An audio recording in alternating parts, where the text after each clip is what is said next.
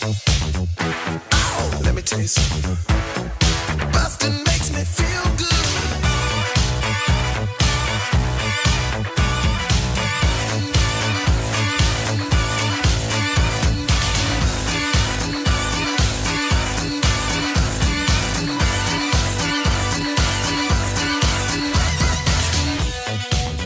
Hi, everybody. Welcome to Blockbusting, the podcast where we love to hate the movies. I'm your host, Jay Light. Joining me today, John Hastings. John Hastings. I thought for a second, is that camera's not on? That's for something else, No, right? that camera's on. Is it on? Yeah, we're going to put this on YouTube.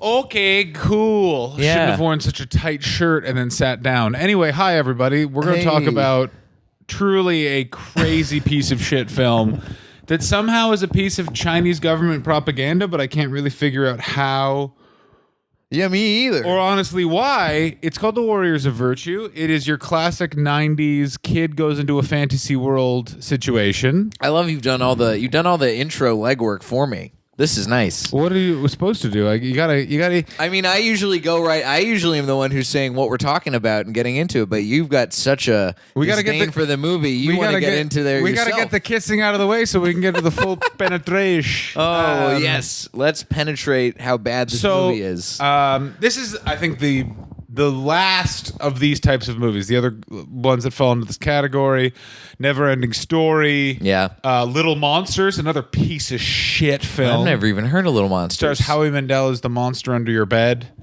It's fucking crazy. It's like a Gremlins knockoff or something, right? Like it looks kind of like yeah, one. it's like Gremlins knockoff. Labyrinth is kind of falls into this as well. Dark Crystal. Dark Crystal, yeah, a little bit. I never liked Labyrinth or Dark Crystal. I dated a girl once who said Labyrinth was her favorite movie, and we tried watching it. Fucking and jog I on, mate. fell asleep. It's not great. People remember it being great, and people are like, "Oh, I love David Bowie, so I love that movie." But it's like, no, that's bad. Yeah. Be like saying I love kangaroos, so I'm gonna love Warriors of Virtue. These kangaroos don't even look like real kangaroos. Yeah, they don't also. It doesn't make any sense that. Why are they kangaroos? We gotta let's wait till we get to the kangaroos. So it stars a kid who's got an unnamed leg difficulty. This is clearly, I feel like, the Chinese government making fun of weakling Americans. They're like, see, their legs don't fucking work unlike ours. They can't play their sport of American football. Yes. Because, oh no, He's leg got disabilities. a weird leg brace. Single mom, classic 90s move. Single mom. Right. Dad, probably a guy with a goatee and slightly longer hair than his age. Earring, obviously. Jeep, cocaine problem. The kid's name is Jake or Brandon? Ryan. Fuck. Ryan Jeffers. Oh, Jesus. What a name. What a name. What a white kid, lame name. Also, what is how old are you, Jay? I'm 29. 29. I'm 34. So we have a bit of a generational gap. So you also do you remember this weird wave in the 90s cinema oeuvre of kid being, Last Action Hero, another great example of this, kid being friend with old man. Yeah. Like it's what? a weird trope. I don't understand it. Like, you look back at it and you're just like, is this pedophile. Like, it's very weird and uncomfortable. Like, Last Action Hero, he's just friends with this old, sweaty grindhouse theater proprietor. And in this, Ryan's best friend is the owner of a Chinese or Thai restaurant. Is he the owner? Because he seems like he's just a line cook who's just fucking off and taking his sweet time making stuff in between flinging fried rice all over the kitchen and catching stuff midair or like some sort of a Looney Tunes cartoon. Kicking a fire extinguisher at one point. No, I always read it. He was the owner. Only an owner would behave that way in his own kitchen. Oh, see, I think he's just some guy. You have to also look at this through the prism of it being propaganda for China being great. So, of course, he wouldn't be just a line cook. He would be the owner of great and powerful restaurant. But if he's the owner, then why is he in the kitchen flinging around fried rice? Really good owners are usually in the kitchen. If you go to like a really good restaurant, But they're not cooking. Yeah, a lot of them are. What? Yeah, if it's their first restaurant. Like Gordon Ramsay, before he became a TV star. Oh, that's different. You're was right. always in his restaurant. Guy Fieri's not an actual cook, so he was never in his restaurant. Right. But like Bobby Flay was in a kitchen for years and then got cast on a show. Right. So he doesn't have to be. He doesn't have to be anymore, but this is before the Chinese government made their version of Kitchen Nightmares called Kitchen Glory capitalist dog bad, starring this guy, and you kick a bunch of fire extinguishers and then make various dishes. So before that is the Warriors of Virtue's time, and he would be in the kitchen. Yes, that's what they're called. It's a very strange relationship because it seems that he has no connection to the actual family at all. Other than he's just Ryan Jeffers is just hanging out in a Chinese restaurant's kitchen the entire. That's how he's spending all his days when he can't be getting destroyed on the gridiron for not being able to play. It also seems like he is aware of this other dimension known as Tao. Right. He's got the manuscript. He's got the manuscript. What's the book called? The manuscript or the Book of Tao. It's called the Book of Tao, right? I think it's called the manuscript. They call it the manuscript. I think it's just called the Book of Tao, actually. It's hard to tell because this Wikipedia page is impenetrable, by the way. This Wikipedia page, usually, if it's a movie I've never seen, like it was with Warriors of Virtue. Oh, it's so bad. Because Warriors of Virtue was one of those movies that had not crossed my radar as a kid growing up. You would have been too young because I was probably 11 or 12 when it came out. Yeah, so I would have been 7. Yeah, so it was... Because it was also, it had a huge marketing push. Like, they made the toys, they made everything. I remember... Bombed hard. Movies in this sort of vein were coming out, but it was all stuff that was franchised. Like, Power Rangers came out around this time. It was very much... Ivan Ooze. Yeah, of course, because what it was Power Rangers was so cheap to make. Yep. Because all you had to do was film those scenes of them being teenagers and then just edit it. And it was a non-union shoot. Right. Friend of mine is friends with the Pink Power Ranger, and some of the stories of that. It's like, ooh, Kimberly. Yeah, Amy Jo Johnson. She's now a very successful film director. Good for her. But her stories are crazy. Of like, they would just shoot like 2 episodes in a day because it's like, we only need you for 4 scenes. But the movie is different because the movie this is the kickstarts this whole range of like, oh, now we have to make Americanized versions of Power Rangers. We can't just use the old footage from this Japanese show that we're repurposing. And it's not as good as the show. No. The first movie's got a little bit of decent stuff to it just because Ivan Ooze is like one of the greatest camp villains of all time. Yeah, and it was actually the nice introduction, and it started a thing which I do enjoy, which is you introduce new villains for the movie. A lot of these things it's a rehash of the same villain. Right. It's a nice introduction of Ivan Ooze. I think there was also a copyright thing to it of why they used Ivan Ooze and not Lord Zed. But Lord Zed's not even in this one, I don't think. Medusa, whatever was her name? Rita Repulsa. Rita Repulsa. That's the one. And the Putty People. And the Putty People, of course. Yeah, she baked them in her oven and then shot them from the moon down. Oh, yeah. But no, they couldn't get Lord Zed in this one. It's also crazy if you watch, they made a fake trailer with actual really good actors like, excuse me for yawning, James Vanderbeek. Oh yeah, that was directed by, or not directed, it was made by, oh God, I was just reading about this guy, some Indian producer whose his whole stock in trade is making edgy versions of He made a really cool version of, he made basically what the Punisher movie should have been in a trailer. Right. But the Power Rangers one is like you watch that and be like, I want to watch this whole fucking movie. Right. And I think he did it was full short film. I think he did like 20-something minutes. Yeah, it's a 20-minute sort of short teaser. Which I was like, if I'm a producer in Hollywood, I'm going, yeah, we'll just make this full length. There's no way that this isn't awesome. Right.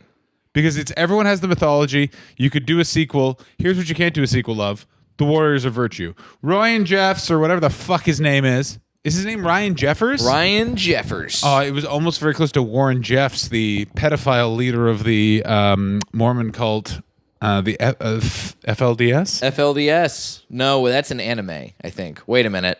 It might be both. It could be both. I mean, I remember that because there's a lot of pedophile undertones going on in this movie. There's a lot of weird, like, the villain is creepy stuff. as fuck. Oh my God. The villain is played by the same guy who played Robert the Bruce in Braveheart, and I don't know what else he did.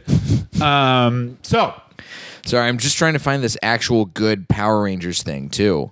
But there's a lot. So he starts off, he's just a kid, he's hanging out with an old Chinese or Thai Asian man of some flavor. Just having a lovely time. I don't know what he's doing. They give him the manuscript of Tao. Yeah, he gets the manuscript of Tao, which has blank pages or something stupid.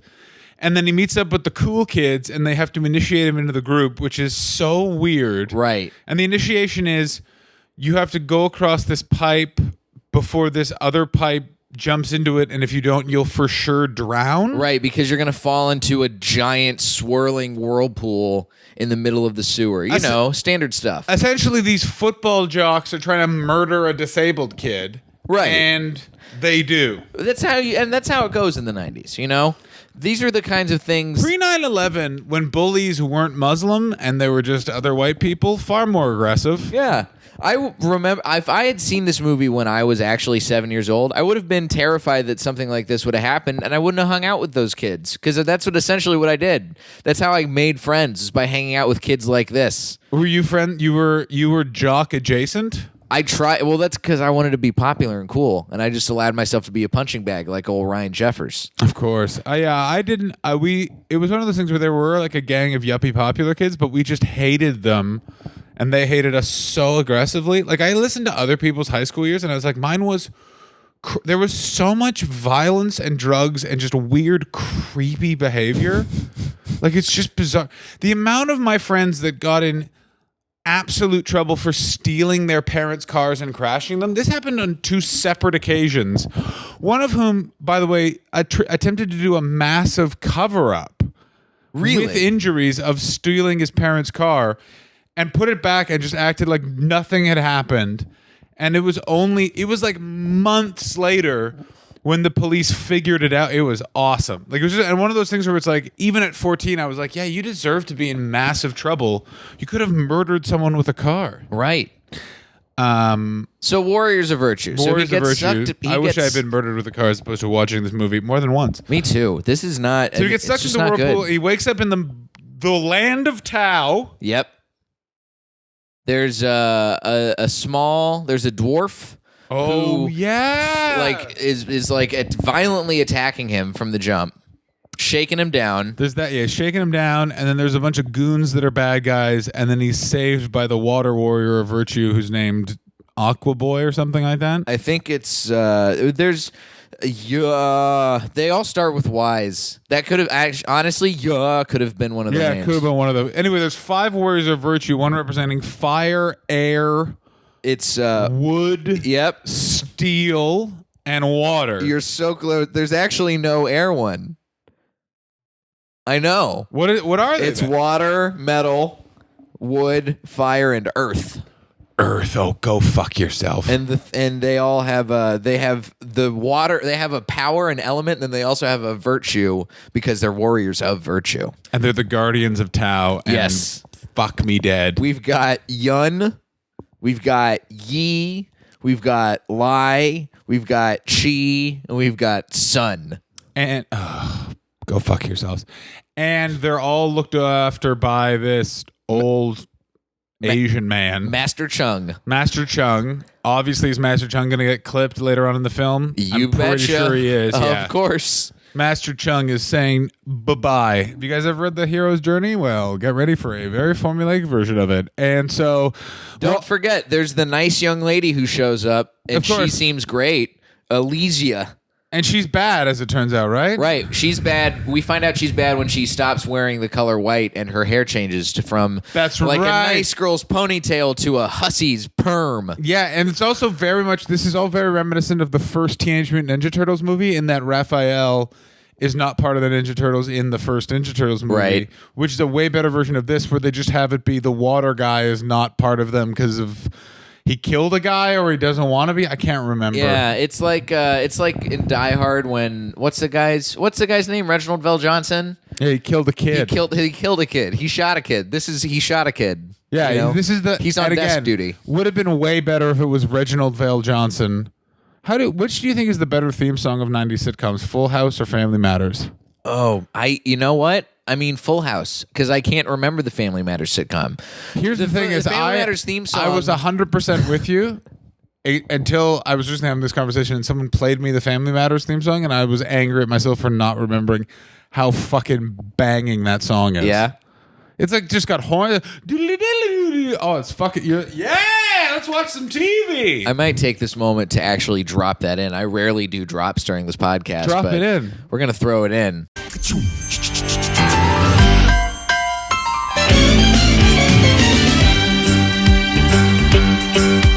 It's a rare condition day and age to read any good news on the newspaper page. And love and tradition of the grand design, some people say, is even harder to find. Well, then there must be some magic clue inside these gentle walls. 'Cause all I see is a tower of dreams, real love bursting out of every scene. Days go by, it's the bigger love of the family.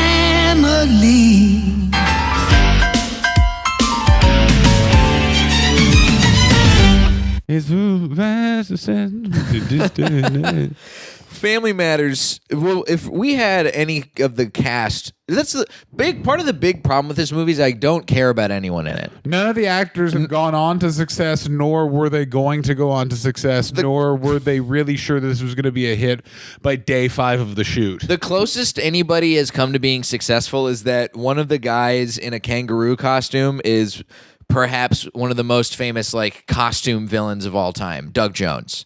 Doug Jones has been in. He's one of the Predators, right? I believe he's in Predators. He's in Hellboy. He's in Pan's Labyrinth. He's the creature in Shape of Water. He's in a whole bunch of stuff. He's in a lot of the old Guillermo del Toro verse. That's one of the most interesting Hollywood jobs. Is that there's these group of guys that literally have made 40-year careers of being really good at wearing giant costumes and still kicking. It's like him and Andy Serkis. Andy Serkis. Oh, Andy Serkis is like the opposite, where he just is good at being the opposite of Andy Serkis morphing essentially into somebody else. Invented motion capture acting. Like you can go to his acting school that's specifically for how to learn how to do motion capture acting. Yeah. Which is a weird thing, but it was for a while. It was like Doug Jones and Peter Mayhew, and now R.I.P. Chewbacca. I know, it's so sad. Also, do you know who originally was supposed to play Predator in the movie Predator? No, who? Jean-Claude Van Damme. For real? Yeah, walked off the set because he didn't think his face was going to be covered. Because everyone out there, go read, or there's a bunch of documentaries about the production of Predator. It's the crazy, we've talked about it on the show. I had a guy, speaking of Last Action Hero, my buddy Brian James O'Connell came on to talk about Last Action Hero. He went to North Carolina School of the Arts, which is the guy who... The guy who I believe at the time he was running either the dean or someone involved in like the film department was heavily involved in the production of Predator, and they brought in what's the guy's name? He was Carl just in Weathers. Mandy, not Carl Weathers. Bill something. Jesse the Body Ventura. No, I wish. Bill Pullman. No, it's a black actor. I forget his. I'm gonna look it up. Carl Weathers. No, not Carl. There's more than one black guy in. I think Predator? so. It's Bill Duke. Oh yeah. Yeah. So they brought Bill Duke on, and they were just telling, they were just telling stories about how much of a nightmare Predator was to shoot. There were multiple people in the Predator costume because they kept fainting. Yeah. Shane Black was hired as an actor because they didn't have enough money to pay someone to rewrite it. Yep. And the producer just figured out, we'll make him an actor. He could tell people he's acting in it. He won't want to say shitty lines and be in a shitty film, and he'll just rewrite it. And that's exactly what happened. Yeah, it's a smart move. They could have made some smarter moves like that on Warriors of Virtue. They could have made some. They maybe set it in a fantasy land and don't have this kid there for no reason. Yeah, we don't need to do some like a kid in King Arthur's court bullshit. Also, the villain is unnecessarily weird. Komodo. Like, it doesn't make any sense what his deal is, where he came from. There's no backstory. No, he's just a guy. He's a guy who hangs out with a lot of dudes who probably look like Ryan's dad, just like bald men with goatees. Yeah, there's a lot of bald men with goatees. He's in black. There's again a 90s villain thing taken to its apex in Gladiator, which is this oddly camp, creepy villain of its like. It's sort of like they're gay, but they're gay for pain, not for other dudes. Like, it's very weird. It's like BDSM. Yeah, it's like this misinterpretation of what homosexuality is, by producers, and they're like, well, like. Yeah, it's so bizarre. There's always a scene with these types of villains where they're laying in bed, petting some sort of off-piste pet, Yes. staring dead in the camera, like essentially expositioning their entire plan. Yeah, because there's no other way, because we have no basis for why this person is a bad person at all. We have no explanation of why they're really a villain other than, they're very, you know, flamboyant. They're naughty boys. Yes. But this is, Komodo is one of the, like, he's the echelon of that. He really is the apex. You put it so perfectly. Yeah, no, and it doesn't make any sense why he's a bad guy. At one point, they're like, "Oh, he was friends with the Warriors of Virtue and then betrayed him," and then they give no other information about that whatsoever. Right. And then we're sort of watching them train. We have this training montage that happens, and then they have to go get the water virtue guy back. Because they thought he was gone or dead, but they don't really explain that. And then this kid is like, "No, I saw him," and they're like, "Go." Yeah, and it just doesn't. Why? I can see why you would think that there's an air guy, because there's a lot of air related stuff that they do happens. a lot of weird jumping. Let's talk about the effects of this movie. Let's talk about them. Horrific. Some of the worst I've ever seen. It doesn't make any sense. They can't shoot the Warriors of Virtue without stuff in the way, because it's clearly. They can't really move, so it's like if you see their feet, you'll see their feet, but not on the tops of their body. They'll do a lot of jumping and wire moves. Right. It's very clearly a set that they've moved around a few times. Oh, it's brutal. Yeah. There's a lot of smoke on the set because there has to be, or else you're going to see all of the wires and all of the stuff that the puppet mastery kind of things. It's also, the plot kind of just jumps around. It's like that. What they're trying to do is, I'll get this book. This book holds the secret to taking the power back. But there's nothing in the book. But there's nothing in the book for some reason, and people freak out. Doesn't the book get destroyed at some point? Yeah, the book gets destroyed pretty early in the movie. The book gets destroyed well before the climax. Yeah. I watched this movie maybe about 6 months ago. I don't even remember what the climax is at this point. So let's go take me through it. You just watched it more recently than I did. So I'm gonna pull this because I had such a hard time paying attention to this movie. It's not even a fun bad movie. It's just a slog. Yeah, it's a real drag watching this movie. It's also like the guy from Harlem is literally the worst movie I've ever seen in my entire life, and it literally shifts plots at one point. And right. The main the lead actress changes, goes from a jewel heist. They replaced her Family Matters style. Essentially, it goes from him having to solve a jewel heist to him having to protect an African princess, and none of that is explained. Jesus.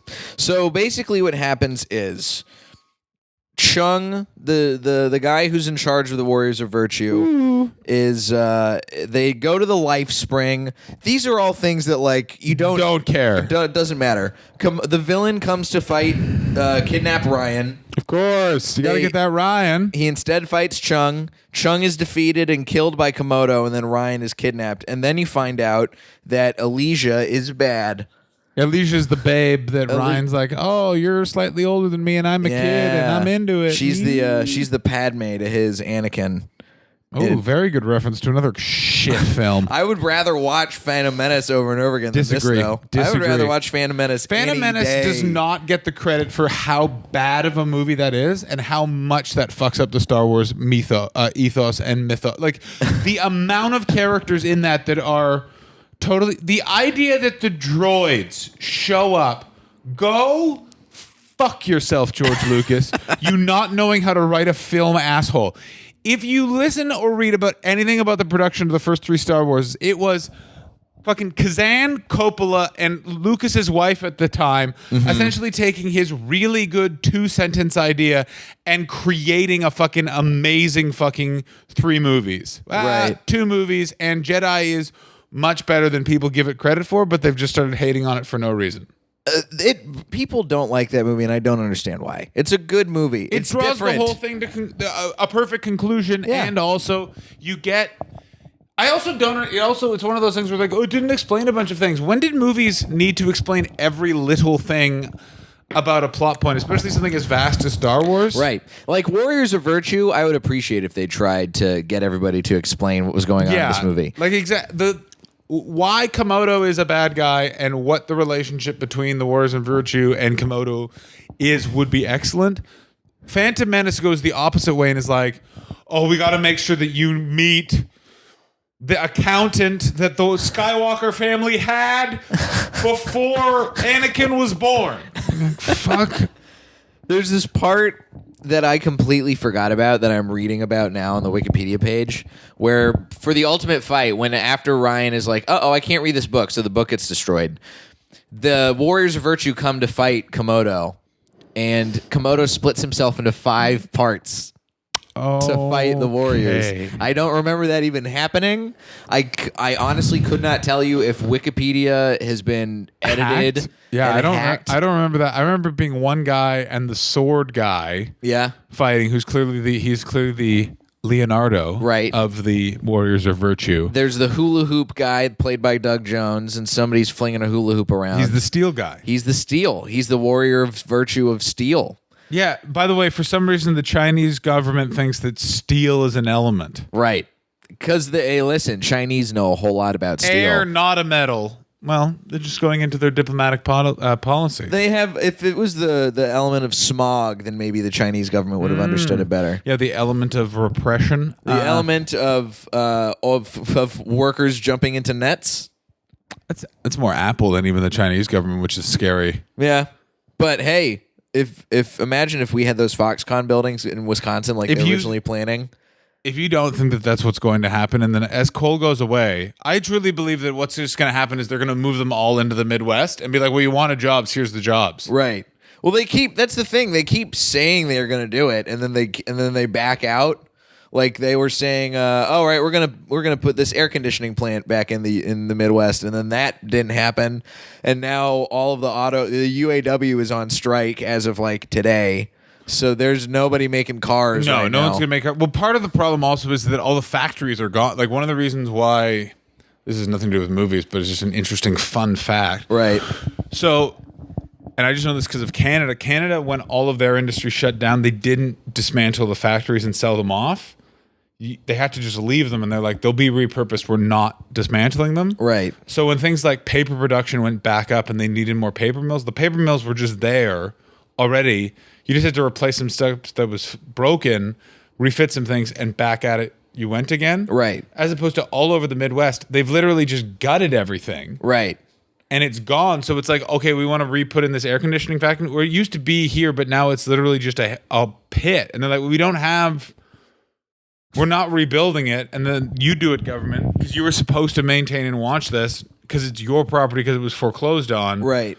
Well, no. That's why Detroit has worked out so well and become revitalized, not just because they still had big auto factories. They're like, oh, we can make different kinds of cars here. We'll just figure it out. But also because they didn't tear down any of the giant abandoned buildings. So now that there are young entrepreneurs with money going in there, they're like, oh, look at this giant building. We can do stuff with this. Also, cool. By the way, this is what everyone said was going to happen, which is by everyone, I mean, I said this 10 years ago. I was like, Detroit will bounce back. Yeah. It's bounced back before. It's too big of a city. It's also, America figures this shit out more than every other country is just like, well, it's broken. Fuck you. America's just like, oh, this is really bad. Right. We'll sort this out in 10 to 15 years. Like, you look, American history is literally, it's, oh God, the country's a dumpster fire. What are we going to do? Keep going. Oh, we figured it out. They, on another sidebar, this movie does seem like it was shot in a series of abandoned warehouses in Detroit. Oh, absolutely. There is the amount of times it's so clearly on one of 3 sets. Like they're either at the Spring of Virtue Life, fuck you, Komodo's Weird Treehouse, or that's it. Komodo's Weird Treehouse is my favorite Pee-wee's Playhouse spinoff. Yeah, it is weird. And Lawrence Fishburne does make an appearance in this movie uncredited. What? No, it's not true. Oh, man. I thought he was in there somewhere. I mean, it really says something about Larry Fishburne that you could assume he would do a movie like, he'd be like, yeah, I'd do it. I mean, this is pre-Matrix, so who knows where he was at. He had a career before Matrix, didn't he? I hope he did. I would assume he was at least doing a few things. I literally was saying, well, he was in Boys in the Hood, and I'm like, that was early 90s. And what the fuck else did he do? There's a big stretch. So the movie ends. Ryan finds out that he can actually read the book. And, then he gets murdered. Yeah, and then they murder him. Basically, the Chinese government saying, if you read, you die. Yeah. Don't accept ideas. Do you think this movie was actually made by especially from white people? the Khmer Rouge, which is such a deep reference? The Cambodian dictators that murdered people that could read. It could have been. Yeah, I think we need to watch the act of killing to see if they're tied in at all. Yeah, I think we need. Yeah, we all need to go watch The Killing Fields, one of the most boring movies about one of the most fascinating things to happen in human history. Hey, don't forget The Look of Silence, which is about Cambodian murderers and dictators in the Khmer Rouge, but also them getting eye exams. I mean, You've heard of this I've movie? never Yes? even heard Oh of my this. god! I mean, it's the same guy who directed The Act of Killing, which is like this big bombastic documentary, and then he does the complete opposite, where it's the same subject matter as The Act of Killing, which is the Khmer Rouge people who did not get sent to jail and murdered or whatever and put to death for committing genocide, and they become celebrities in Cambodia and in their other countries where they're adjacent to. The Look of Silence is this movie about all of those guys getting eye exams from an eye doctor whose brother was killed by the Khmer Rouge. And it's just them getting their eyes examined and him talking to them. the Cambodian period under the Khmer Rouge is so crazy. Like, every documentary is nuts. Like, for example, they had a king that whole time. Yeah. And the king just made an agreement that I get to live in my castle and you do whatever you want. And then when the Khmer Rouge finally fell, that guy was like, I had a deal. I'm going to need all the money in the treasury. And because of the way the Constitution was written, the IMF and everyone had to be like, he's kind of legally entitled to it, and we're sorry. Oh, it's the most fucked place in the entire world, and I wouldn't be surprised if he then used that money to make the Warriors of Virtue. Oh, by the way, any information I say that is wrong, you're probably right. I never know what I'm talking about. Now, Ryan then wakes up before he's about to be murdered by water. Right. Decides not to do it. He's learned his lesson from the land of Tao. However, whatever he did, he blacked out and was just sitting there on this pipe, and then comes to, hey, come on, you Dorcas, come across. And he doesn't. He doesn't, and then the water destroys the pipe and traps this jock there. Yep, and he's stuck. And they're just like, all right, bye. And they leave him there to die. Yeah, they don't tell anybody. And also then it's implied that he runs into his restaurant owner friend, and it's implied that the restaurant owner is totally aware of the land of Tao. Right. And I always got like he might be from there. I don't know. It's a hard mix of people going on in the land of Tao, because you got some Asian folks, you got some white people, you got some living animals. You got kangaroos, you got water buffalo people, you got rhinoceros people. Oh, yeah. You got a bunch of... That's another weird 90s thing, is everyone was really obsessed with the water buffalo. Everybody loves a good water buffalo. Pre 9/11, the big fact was, the water buffalo is a lot more dangerous than you'd expect. Yeah. What? Water buffaloes are dangerous, and all the villains are probably gay with each other. Yeah. That's how a 90s and all the movie will villains go are across. a homophobe's version of a gay man. He's wearing flowing shirts. A man's shirt is to be ironed only and not to have blousing on the sleeve, goddammit. No frills. Bud Light is a wine to me. This movie is not only one of the absolute worst movies I have ever had to watch for this show, not just in terms of like production value Top is 5 bad. worst movies you had to watch for the show. This is at least the top 5. This Okay, is but what are the other four? the other 4. I just want to see if I've seen Do you them. want to count? Should we count movies that like I rewatched for this show, or movies that I've only seen because of this podcast? Both. Just straight up top 5 worst of... All right, Worst of the worst. Let me pull up my Letterboxd account. By the way, if you're not using Letterboxd and you're a movie fan, you should get on there. What is great. Letterboxd? Letterboxd is a social network for movie lovers. I'm not even paid to say this. What the fuck does that mean? It's great. You can post like your favorite movies. You can rate movies. You get people who can follow you. I got some followers on Letterboxd. I post this podcast on Letterboxd. Why is it called week. Letterboxd? Because of the way a movie is like an aspect ratio is done on a movie. Oh, very The clever. letterboxing. And I have a list of all of the movies I've covered on this show right here, handy, ready to go, which I think I sent to you before we did the show. I don't think you did. Man. I thought I might have. Maybe I didn't. You hit me with Warriors of Virtue like right out the gate, so it was a pretty good. because I know bad cinema. You knew what you were ready to talk about. There's some great. I see some great ones in here. There's people that have some weird movie things. Jupiter Ascending is one of the worst ones for sure. Jupiter Ascending is atrocious. Shit. Let's see. Again, late 90s is very interesting. Some of the best movies, some of the worst movies, and also late 90s, a lot of movies that have aged horrifically. Yeah. American Beauty was considered avant-garde artistic cinema. You watch it now and it's a variety of crimes. It's so bad. Let's see. I was not a fan of Halloween. What is this one? Halloween Resurrection. Halloween Resurrection Is is Halloween awful. Resurrection the one after Halloween H2O? Yes, That it's the one movie's- that Jamie Lee Curtis is contractually obligated to crazy do. bad. Yeah, she does this weird cameo at the beginning that undoes the excellence that was Halloween H2O. Yeah, Busta Rhymes is in it. I mean, What else? that's a redeeming quality for me. What else is some of the worst stuff I've had to cover on this? Birdman. I see the poster for Birdman. That I movie. like Birdman. How many times have you watched Sucker Punch. I've never even heard of Sucker Punch. Sucker Let me Punch see is the a Zack poster. Snyder movie. It's atrocious. Oh no! It's I've heard bad. of this. It came out after, I think, 300 or Watchmen, one of the two, and I liked both of those, and I was like, oh, yeah, Sucker Punch. There's this movie. The trailer for it, I'll show you the trailer for it after this. It's got When the Levee Breaks as the main song They in the spent trailer. a shitload of money. For those of you who don't Yeah. know that much about movies, Led Zeppelin is notoriously one of the most expensive bands to purchase songs from because they don't want to give it to movies, so they literally charge a gazillion dollars. Avatar, another absolutely Avatar's terrible. atrocious film. Medea's Big Happy Family was really bad. Oh yeah. Oh, God. It's a real Mac and Me. I mean, Mac and Me, at least I enjoyed. Well, Mac and Me is the problem with Mac and Me is it's entered into the lexicon of like, oh well, everyone hates it. It's kind of ridiculous, as Right. opposed to Warriors of Virtue.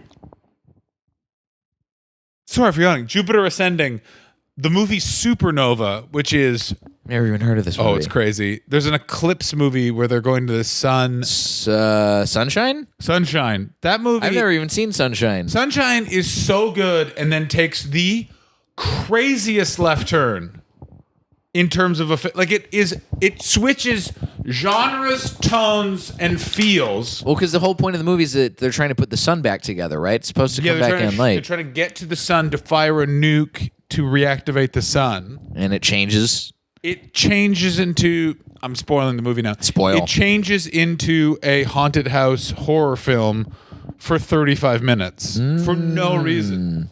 I don't know how I feel about it. I got to watch it. But I will say this: I read up on the reviews of these movies that people have done. How did Warriors of Virtue do? Warriors of Virtue? Google, by the way, 94% of users enjoy. Why? I don't know. It has 14% on Rotten Tomatoes, so I don't think that's an accurate depiction. Warriors of Virtue received overwhelmingly negative reviews from critics. Of course it did. My favorite review clip of all time comes from this movie. Film critic Cale Klein of the Carlsbad Current Argus was so physically distressed by the film that he actually vomited during the initial screenings. Read that again to me. Film critic Cale Klein of the Carlsbad Current Argus was so physically distressed by the film that he actually vomited Threw up? during the initial screenings. Oh, write it in the My sky man- and gossamer teardrops. What an absolutely exceptional reaction. There's That nothing. reviewer could quite literally like write, this. I was made sick by these kangaroos. Oh, happy days. It's so bad. And I am so upset that I had to watch this movie for this podcast, but I have really enjoyed talking about it That's with the you. premise of the podcast. Exactly. Sometimes I watch a movie that I'm like, I've watched it and I'm like, that was fun bad. This is not fun bad. No, another movie that I if you're into bad movies for this podcast, you got to watch the new Shaft with someone. It's crazy. Yeah? It's just you watch it and going, Samuel L. Jackson, say no. Say no or take control. He didn't have to do it. He doesn't have to do fuck all. No, he doesn't. He is the most profitable movie star ever. Samuel L. Jackson is? Samuel L. Jackson, he has been in more billion-dollar productions than any other actor ever. Good on you. The metric, so there's a metric that a lot of those stars have that this is the amount of money this guy will make your movie. Right. So if he's in a movie, this is just the amount of money you're going to make. Yes. Samuel L. Jackson if he is in your movie, you are making $80 million. As a baseline. As a baseline, it's essential mathematically on average. That's how much money he brings to a film, That's crazy. and not nearly given the praise for it that he deserves. Samuel L. Jackson's like he's a journeyman, man. He's been around. He knows he's way around the block. He's not flashy. He doesn't need to be flashy. He's also in his 70s. Right. He's in his 70s. Started acting. What's his debut? What of his debut? I think his debut is Goodfellas. How big is your dick? What's the first movie you were in? Oh, Goodfellas. And then what did you go on to be in? Every good movie and then a shitload of bad ones too. Samuel L. Jackson. Yeah. Let's take a look. He stacks, baby. He initially, do you want to know something? He originally majored in marine biology. What the fuck? He majored in marine biology. I knew he was a junkie. I didn't know he was crazy. His first film role, Coming to America. What? Yeah. That's even better than Goodfellas. Who's he in Coming to America? I don't know. I'm looking it up. I'm on his Wikipedia page. Oh, another movie that I guarantee is going to be absolutely crazy bad. Coming into America 2? Holy shit. Oh. Though I imagine that probably will be bad. I have heard the new Eddie Murphy Dolomite movie is quite good. Maybe. But again, why? Original Dolomite is all like, Here we got. All right. His film debut, 1972, Together for Days. Then he was in The Exterminator, then Ragtime, then Magic Sticks, then Coming to America. Then it was, listen to this, Coming to America, School Days, Do the Right Thing. Then he's doing all sorts of stuff. Goodfellas in 1990. Then we're getting into all sorts of good shit from thereafter. The man is nothing but hits. Okay. Patriot Games, Menace to Society, Jurassic Park, True Romance, Pulp Fiction. Oh, my God. Pulp Fiction. Jackie Brown into The Negotiator. Negotiator to First Shaft, which is kind of okay. Yeah. Fucking even Snakes on a Plane, which, by the way, he made them keep the title. I know. That's one of my... Snakes on a Plane is one of my favorite... it's probably the best B movie that I've seen in many years. Do you know that there was thoughts that was going to get an Academy Award nomination? For what? I don't know, but go and there's a... Rolling Stone, I think, or Vice did an article of, we need to talk about the crazy hype that surrounded that movie. It's incredible, the hype that movie had. Right. I mean, they should make Oscars for best title of a movie or best marketing campaign. I also think the Oscars need to be more honest with, Avengers Endgame is not going to get any Oscar love, and it should. I think it will. No. Black Panther did. They'll find a way to get something. They'll find a way to get a Best Adapted Screenplay nomination at least. Maybe. I also didn't understand why Black Panther got a not I mean, join the club. Black Panther's fine. It's not a bad movie by any means. It's not a bad movie. It's also one of those things where it's I am so on board with the Marvel movie genre. I grew up reading a lot of those comic books. I love all of them, and they just did it right. And then, but even the Black Panther movie, I'm you didn't need to do Killmonger this way. That was one of those ones where I was the comic book version of this whole story is so much better. Yeah. Yeah. Well, hey. As opposed to how they do the Infinity Gauntlet in the movies, which is far more realistic to the actual version in the comics, which is crazy. We can dare to dream. Which is actually the sequel to the Daredevil series, Daredevil 2, Dare to Dream. He goes to the land of Tao and finds what he can see. Don't forget Warriors of Virtue 2. We will come back at some point. We must talk about Warriors of Virtue 2. What are you talking about? There's a Warriors of Virtue 2. You didn't know that? Fuck up. Yeah, it's called. I think it's actually called Warriors of Virtue 2 Return to Tao. No, it isn't. I'm pretty sure. Is Komodo back? I don't know. I'm looking it up right now just to make sure. Warriors of Virtue. Let's see. Warriors of Virtue. Yep, Warriors of Virtue, The Return to Tao. Although it failed, it was direct to video. It starred Kevin Smith. Not Kevin Smith. Kevin Smith. No, it didn't No, it's different. It's a different Kevin Smith. It looks like him. It looks like who Kevin Smith could be if he kept himself in shape. This is the people in this movie. Nathan Phillips comes back as Ryan Jeffers. Shut up. The kangaroos have changed over the years and now appear different than normal humans. There's a new villain named Dogan instead of Komodo. And Read the plot. Read the fucking plot. despite only a few years having passed in the real world, many decades have passed in Tao, the parallel universe from the first movie. The kangaroos have changed, and now a new villain, Dogan, seizes control of Tao from its young queen. Ryan Jeffers and his friend Chucky, now 16-year-old martial arts competitors in Beijing, find themselves unexpectedly transported to Tao, where it is shown that they are to become warriors of virtue. Kevin Smith died while he was filming this movie. What? Also, How? he was. Oh my God! Listen to this. The shooting was touched by misfortune. Touched by misfortune. Now that sounds like a Warriors of Virtue sequel, if ever there was one. Actor Kevin Smith died while visiting a film set in China. While waiting for a ride back to his hotel, Smith decided to walk about the Central China Television Film Studio grounds and climbed a prop tower in a set of another film, lost his footing, and fell approximately 3 stories. He was taken to a hospital. He lapsed into a coma and was on life support for 9 days. He died on February 15th. This movie never was in theaters, thank God. Because can you imagine? I'm still back on how did he die? He was up 3 stories and he fell over. That doesn't make any sense. What happened was he probably got drunk and wandered into a tower on this film set and then fell. Yeah, he probably realized, I'm in Warriors of Virtue 2. I need to take my life. Yep, and there we go. Hey, Warriors of Virtue. It's not worth your time. Usually I will say go watch these movies. Do not watch Warriors of Virtue. I gotta watch Warriors of Virtue 2. I can't. I had to watch it. I had to watch it with ads. Why? Because that was the only way I could find it. It's not available on Hulu? It was available on Vudu. I mean, I don't even know what the fuck that is. It's Walmart's streaming service. Walmart has a streaming service? Yeah, you can watch Warriors of Virtue and Showgirls if you're looking for a hot double feature. I mean, how Showgirls? Showgirls is actually really fun and entertaining. Oh, because everyone's figured out that it's supposed to be that stupid. Yes. And by the way, the director is quoted as saying it then. He's like, this is supposed to be ridiculous. And everyone's like, how dare you do that? And he's like, is it? It's a satire. It's stupid intentionally. And they're like, no, that doesn't make it. Oh. Fucking ding-dongs. John.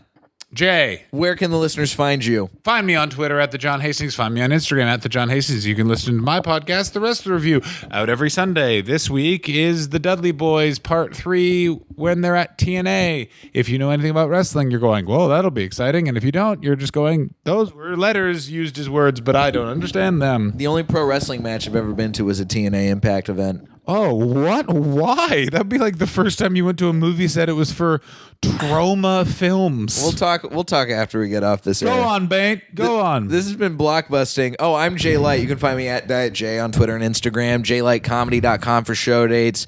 If you like the show, join the Facebook group. Click the link at the top of the show notes and tell a friend and subscribe and all that other good stuff. This has been Blockbusting. That's been John Hastings. Yo. I've been John Litt. I can't even say my John own name. Litt? I've been John Litt. That's the Land of Tao version of Jay Light. John Litt. Go see something good for a change.